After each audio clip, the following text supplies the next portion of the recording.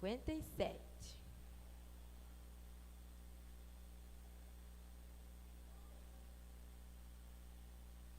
Enquanto seguiam pelo caminho, alguém disse a Jesus: Vou segui-lo onde quer que o Senhor for. Mas Jesus lhe respondeu: As raposas têm as suas tocas e as aves do céu têm os seus ninhos, mas o Filho do Homem não tem onde reclinar a cabeça. A outro, Jesus disse: Siga-me. Mas ele respondeu: Senhor, deixe-me ir primeiro sepultar o meu pai. Mas Jesus insistiu: Deixe que os mortos sepultem os seus mortos. Você, porém, vá e anuncie o reino de Deus. Outro lhe disse: Senhor, quero segui-lo, mas permita que antes disso eu me despeça das pessoas da minha casa. Mas Jesus lhe respondeu: Ninguém que põe a mão no arado e olha para trás é apto para o reino de Deus. Você pode curvar suas cabeças, vamos estar orando, Senhor. Ó Pai amado, Senhor, nesse momento, Pai, queremos colocar, ó Pai, esse momento nas suas mãos, o momento da palavra, o momento de ouvir da sua voz, ó Pai, o momento que vai ser, ó Pai, um guia para o restante da nossa semana. Que o Senhor venha repreender agora, Pai, todo roubador da palavra, Pai, tudo aquilo que venha nos distrair, Pai, venha ser repreendido em nome de Jesus. Que nós possamos manter o nosso foco em Ti, ó Pai, e que possamos aprender aquilo que Tu queres, através do Seu coração para os nossos corações, Senhor. Nós Te agradecemos por tudo, em nome de Jesus. Amém. Você pode aplaudir Ele? Glória a Deus. Louvado seja o nome do Senhor. No versículo 62, Jesus diz: Ninguém põe a mão no arado e olha para trás é apto para o reino de Deus. Você pode repetir isso comigo? Ninguém que põe a mão no arado... Não, vocês não almoçaram hoje, não. Vamos lá. 1, 2, 3. Ninguém que põe a mão no arado e olha para trás é apto para o reino de Deus. Diz no versículo 57, volta lá para mim, por favor, 57. Diz que eles seguiam o caminho. Eles estavam pelo caminho. Jesus, em sua caminhada, ele saía, ele pregava em muitas cidades. E numa dessas transições de uma cidade para outra, um jovem, uma pessoa, um personagem anônimo, aqui na Bíblia, nós não sabemos de quem ele é, ele parou para Jesus e perguntou, e disse, na verdade: Vou segui-lo para onde quer que o Senhor for. E aqui, não tem no contexto Jesus perguntando: quem quer me seguir, vem e larga. Não nesse contexto aqui de Lucas 9, 57. E aí, esse jovem, essa pessoa, não sei se é a idade, essa pessoa para e fala: eu vou te seguir onde quer que você for. E aí, Jesus respondeu, no 58, as raposas têm as suas tocas e as aves do céu têm os seus ninhos, mas o Filho do Homem não tem onde reclinar a cabeça.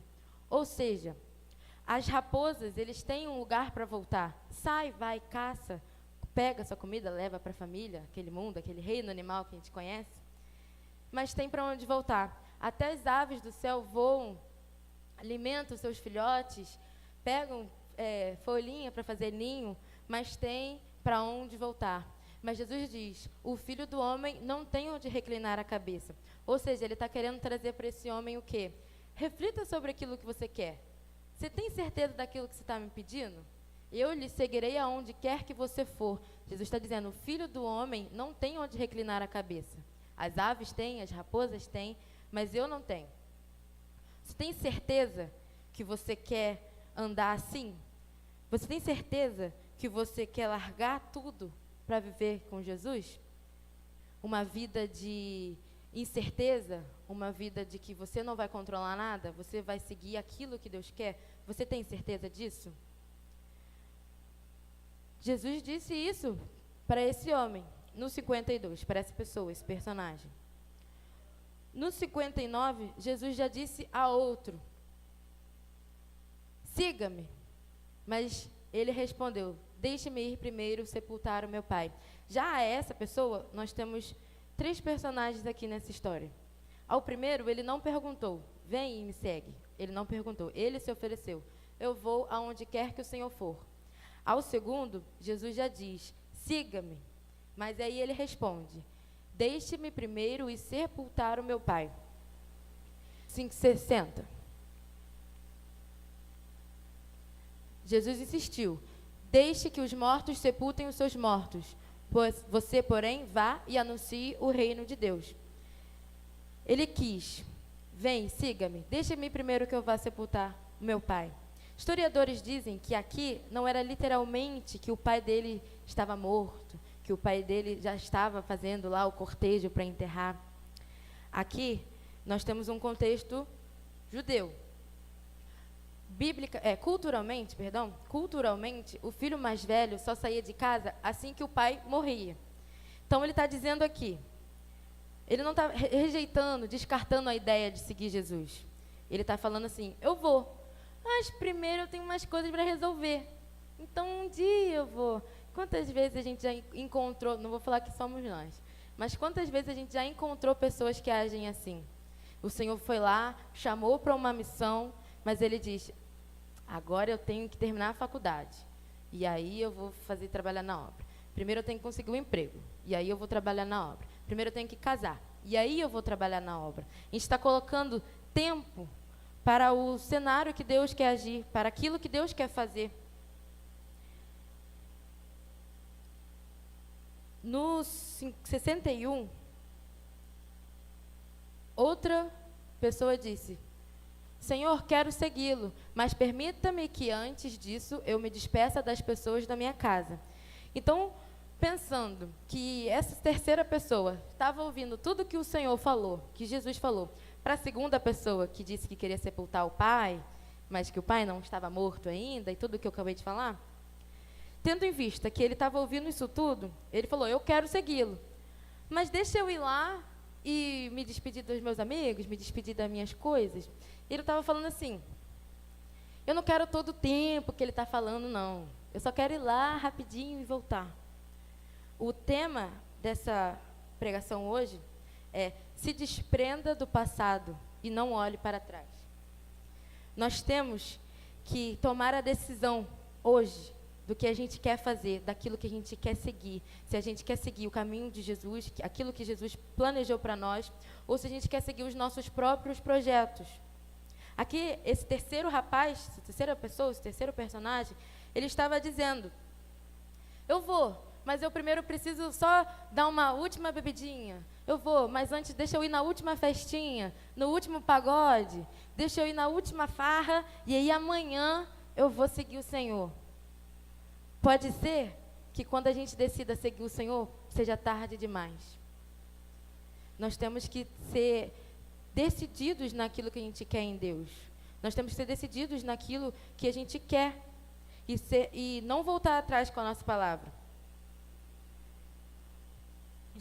Quando Jesus chama o segundo, e diz: siga-me, e ele diz: deixa-me que os mortos... Jesus diz: deixe que os mortos sepultem os seus mortos. Está dizendo, você pode pensar que isso é um pouco egoísta de Jesus. Senhor, em quanto tempo que vai atrasar o propósito eu ir lá enterrar meu pai e voltar? Vai atrasar o quê? Algumas horas, alguns dias? Pode ser um pouco egoísta. Mas aqui, como eu disse, é uma questão de... O pai ainda não tinha morrido e ele estava querendo um dia... Estava dando talvez para Deus. E nós precisamos deixar que os mortos sepultem os mortos na nossa vida. Deixar que aquilo que se passou fique para trás na nossa vida. Que aquilo que uma vez morreu fique para trás na nossa vida. E não voltemos para aquilo. Era isso que Deus estava falando. Você está assim: deixa que eu fique mais um pouco até o meu pai morrer. Até que eu possa sair da minha casa, culturalmente falando. Mas Deus está te dizendo, você está dizendo: siga-me, eu quero segui-lo. Você está decidindo: eu quero segui-lo. Para você seguir, você tem que passar por algumas renúncias. E é sobre alguma delas que eu quero falar nessa noite. Jesus, no 62,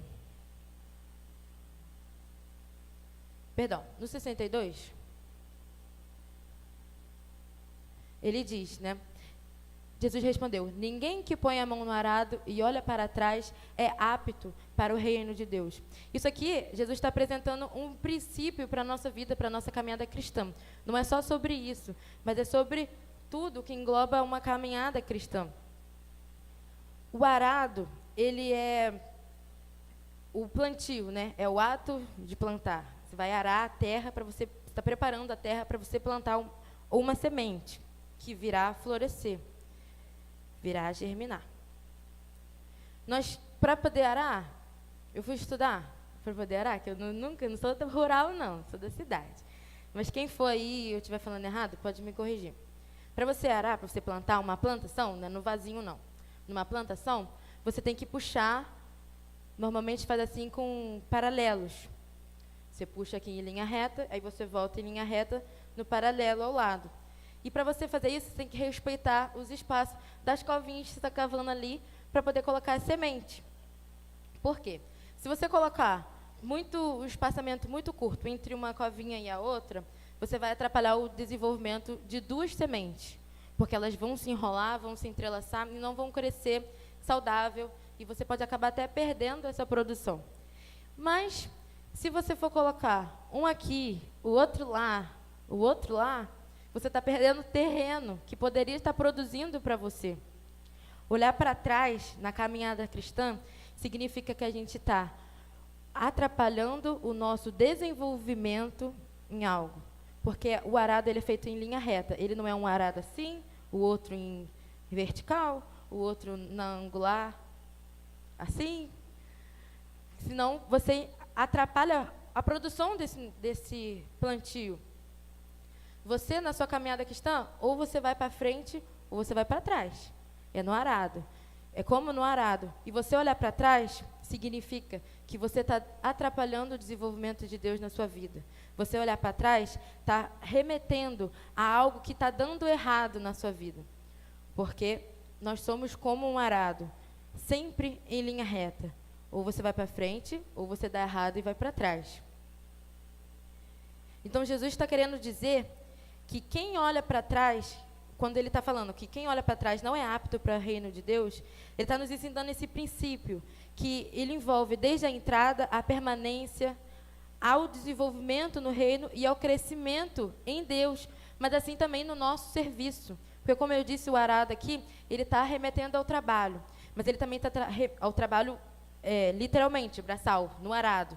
Mas ele também está remetendo, nessa conversa, nesse contexto de Jesus com essas pessoas, ao trabalho ministerial, ao serviço na igreja, onde ele diz: ninguém que põe a mão no arado e olha para trás é apto para o reino de Deus.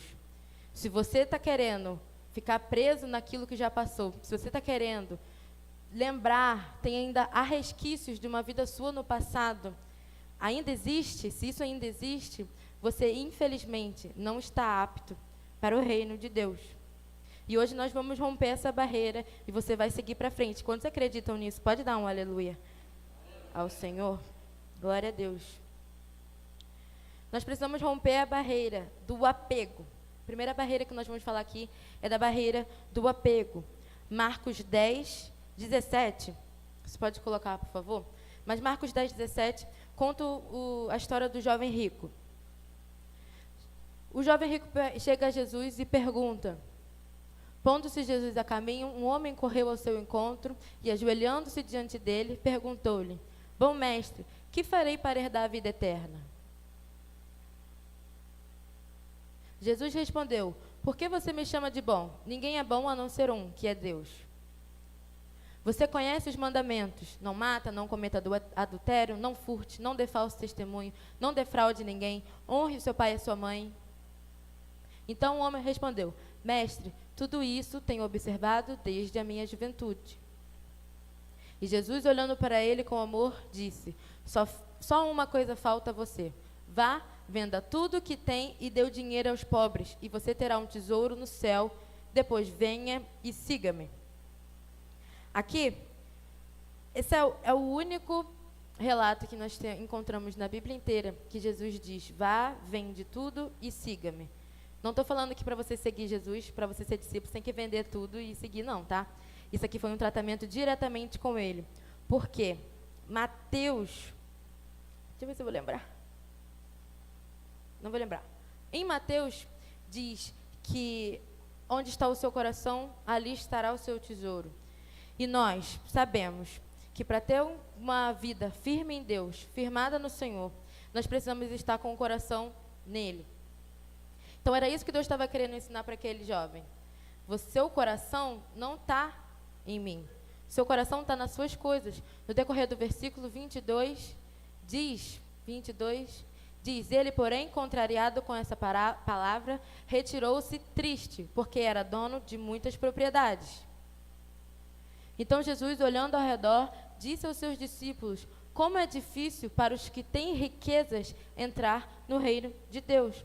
Por quê? Porque para ter uma vida firmada em Deus, nós precisamos renunciar muitas coisas. E nesse exemplo aqui, nós estamos falando de bens materiais. Nós estamos falando de bens, de coisas físicas. E o nosso coração, para estar pautado em Deus, para termos uma caminhada cristã reta no Senhor, nós precisamos renunciar a tudo. Não só aquilo que nos convém. Eu vou renunciar à festinha, mas eu não vou renunciar à bebidinha no domingo de manhã, no almoço. Eu não vou em um, mas eu vou no outro. Você negocia com Deus. Eu vou deixar de fazer isso, mas isso eu não vou deixar. Para viver uma vida reta em Deus, nós precisamos renunciar tudo aquilo que nos tira do caminho dele. John Wesley, ele disse: a conversão tira o cristão do mundo, mas a santificação tira o mundo do cristão. Existem processos diferentes para cada pessoa. Nós temos a conversão, que é chamada de santificação inicial, e é onde Deus quer nos tirar do ambiente que nos faz mal, nos tirar do ambiente de determinadas práticas que não agradam o coração dele. Essa é a santificação inicial. E nós temos a santificação progressiva, que é o que nós aqui, todos nós, queremos fazer todos os dias, buscar a santificação todos os dias. E é aí que a gente precisa nos limpar todos os dias daquilo que a gente ainda existe, daquilo que ainda mexe com a gente, uma festinha e afins. Quando falamos de não olhar para trás, ele se encaixa nesses dois momentos. Quando eu já ouvi uma história do irmão se converteu e aí foi testemunhar. Quando ele chegou para testemunhar, estava lá um mover e tal. Meu Deus me libertou, meu Deus me salvou, meu Deus me sarou. E agora eu quero que vocês conheçam esse Deus também. Aí veio o outro irmão empolgado que queria testemunhar também. Chegou: pastor, deixa eu testemunhar também. Aí o pastor conhecia a história do rapaz, deixou. Tá vendo que Deus arde na organização? Mas não é esse o ponto que eu queria falar. E aí o irmãozinho veio empolgado com a história do outro e contou: gente, eu fumava, eu bebia, eu roubava, eu fazia, eu acontecia, eu ia na casa das primas, eu ia isso, eu ia aquilo. Aí ele fala: que tempo bom. Quebrou tudo o culto que o pastor estava planejando. Aquele momento de você com o testemunho do irmão, querer mudar também. O irmão vem: que tempo bom. Ele olhou para trás. Ele está com resquício aqui ainda. Está doido para voltar. A gente tem que, literalmente, a gente tem que verdadeiramente nos desgarrar disso tudo e não ser como o primeiro, não ser como o segundo, perdão. Ser como o primeiro, que falou que Deus curou, que Deus sarou, que a vida foi realmente transformada. E não ficar lembrando: era tão bom, era tão legal, viver na farra. Isso tudo se encaixa nas renúncias. Jesus diz também, em Lucas 17:32, lembrai-vos da mulher de Ló. Vamos ver se vocês sabem. O que a mulher de Ló fez para virar estátua de sal? Ela olhou para trás. Jesus diz: lembrai-vos da mulher de Ló. Muitos ensinamentos do Antigo Testamento servem também para nós, na Nova Aliança. Porém, esse aqui Jesus enfatizou. Lembre-se, Lucas 17:32. Lembrem-se da mulher de Ló. Deixe a saudade se esvair. Deixa isso que te prende se ficar realmente para trás. Deus não admite isso. E Jesus nos ensinou acerca disso. Se a gente segue tudo aquilo que Jesus ensinou, a gente também tem que seguir isso. Lembrai-vos da mulher de Ló, ou quer virar estátua de sal que nem ela. Porque nós temos dificuldade de nos desprender dessas coisas. Por que a mulher de Ló olhou para trás? Se o mandamento de Deus foi, vá e não olhe para trás.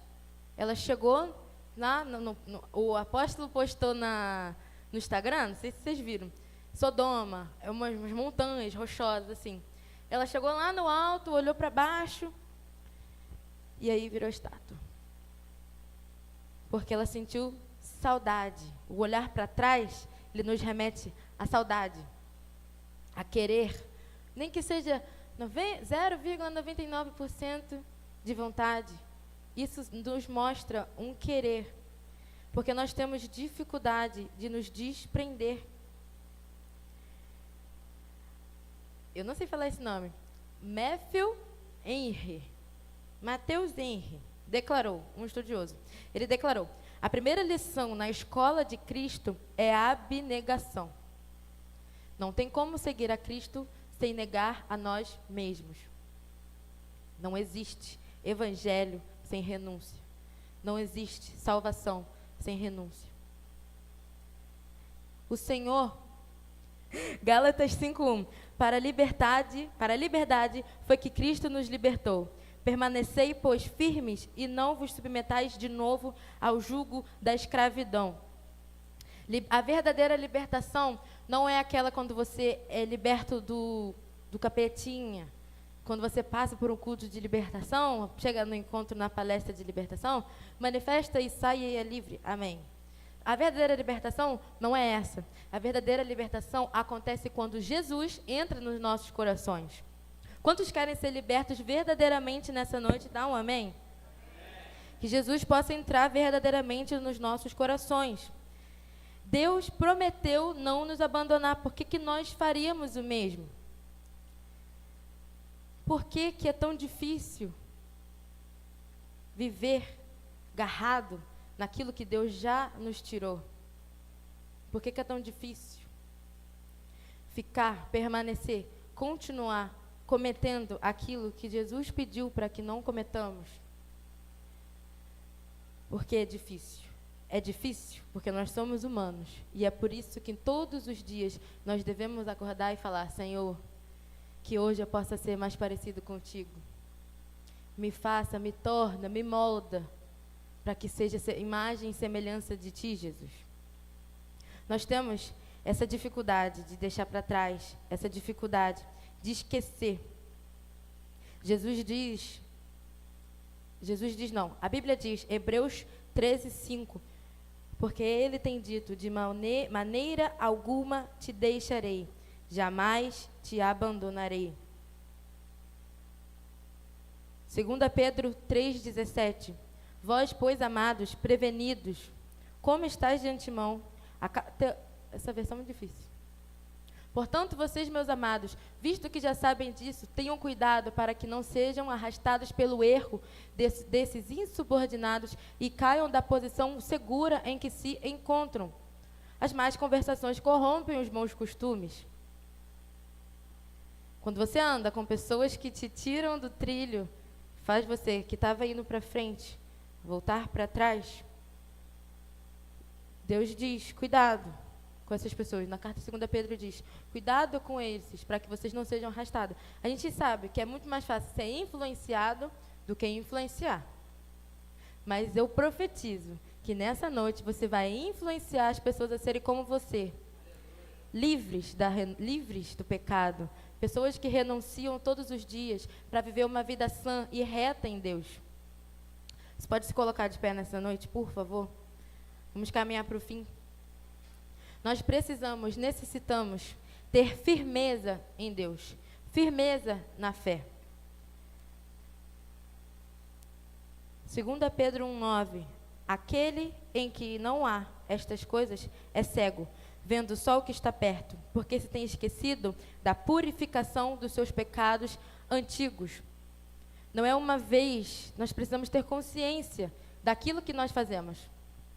Todos aqui são adultos, a gente sabe o que a gente faz todo dia. Quando a gente acorda e a gente pensa, nós sabemos aquilo que nós precisamos melhorar. Eu quero que você, nessa hora, feche os seus olhos e coloque na sua cabeça, traz à sua memória, tudo aquilo que te tira dos caminhos do Senhor. Você sabe o que é? Você sabe aquilo que não agrada o coração de Deus? Mas hoje, você vai decidir renunciar e deixar para trás tudo aquilo que não provém de Deus. E, deixando para trás, você seguirá para frente, seguirá para o alvo que é Jesus. E não olhará mais para trás como a mulher de Ló olhou. Você vai ter o seu coração firme e reto em Deus. Você terá uma vida sã e não será conduzido pelas coisas do mundo, porque você colocou em Deus no seu coração. E aí o Senhor diz: eu nunca vos abandonei. E por que nós vamos o abandonar? Para a liberdade foi que Cristo nos libertou. Permanecei, pois, firmes, e não se submetais a jugo da escravidão. Se você ainda está vivendo no jugo da escravidão e quer hoje se libertar para viver no caminho reto de Deus, essa é a sua chance. Se desprender daquilo, se desgarrar de tudo aquilo que você ainda sente falta, mas que você sabe que é errado. Se desprender daquilo tudo que você sabe que desagrada a Deus.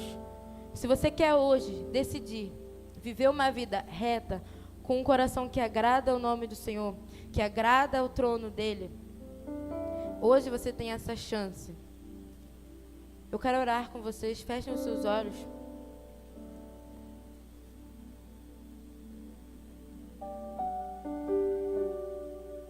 Ah, Senhor, nós te louvamos e te exaltamos pela sua palavra nessa noite. Nós te agradecemos, ó Pai, por tudo aquilo que o Senhor tem feito por nós. Pai, nesse momento, queremos nos colocar, Pai, diante dos seus pés, prostrado aos seus pés, porque o lugar mais alto que nós podemos chegar é aos teus pés, Senhor. E nesse momento, queremos colocar o nosso coração reto em Ti, Pai. Queremos colocar o nosso coração, ó Pai, diretamente ligado ao Teu coração do alto sublime trono. Queremos, ó Pai, Te engrandecer nessa noite e que o Senhor seja o centro das nossas vidas. Que o Senhor seja a afirmação das nossas vidas, ó Pai. Em nome de Jesus, queremos, Pai, que nessa noite a sua chama, a sua brasa venha queimar e arder nos nossos corações. Que possamos ter, ó Pai, fome e sede de Te buscar. E que possamos entender que viver uma vida de renúncia não é ruim. Viver uma vida, renunciar tudo aquilo que não provém de Ti, não é algo ruim. Nós possamos entender que vale mais um dia na Sua presença do que 1000 fora, Pai. Nós queremos, ó Pai, Te colocar como centro dos nossos corações. A Sua palavra diz que onde está o seu tesouro, ali estará o seu coração. Que o nosso tesouro, ó Pai, possa ser você. Que o nosso tesouro possa ser o Senhor Salvador Jesus Cristo, o Deus de todo o universo, o Senhor das nossas nações, Senhor dos nossos corações, o desejado entre as nações, o poderoso, o único que é digno de toda adoração, o Rei dos reis, o Senhor dos senhores, aquele que era, aquele que é, aquele que há de vir. Porque dele, por ele, para ele são todas as coisas. E nessa noite nós te engrandecemos, Senhor, porque não há nada que nós não queremos mais do que a tua presença. Não vale mais, Senhor, viver em um caminho que o Senhor não está. Nós queremos deixar para trás tudo aquilo que não provém de ti e viver uma vida reta nos seus caminhos. Viver uma vida reta, Senhor, segundo a sua palavra, segundo o seu coração. Que nós possamos, Senhor, entender que a Tua presença vale mais. Que nós possamos entender que renunciar uma vida inteira aos Seus pés vale mais. E Paulo diz que que morrer é lucro e viver é Cristo. Que nós possamos viver para Você, Senhor. Nós possamos entender que contigo nós somos melhores, nós somos capazes, que contigo a sua misericórdia estará conosco. Nós não merecemos, mas a sua graça nos alcançou. Em nome de Jesus, nós te agradecemos e te adoramos. Digno é o Senhor. Olá, eu sou o apóstolo Pedro Eduardo e muito obrigado por ter assistido esse vídeo até o final. Fique ligado nas nossas redes sociais, @Pedro Eduardo Pissai, @Projeto Salem Church, para mais vídeos. Até a próxima!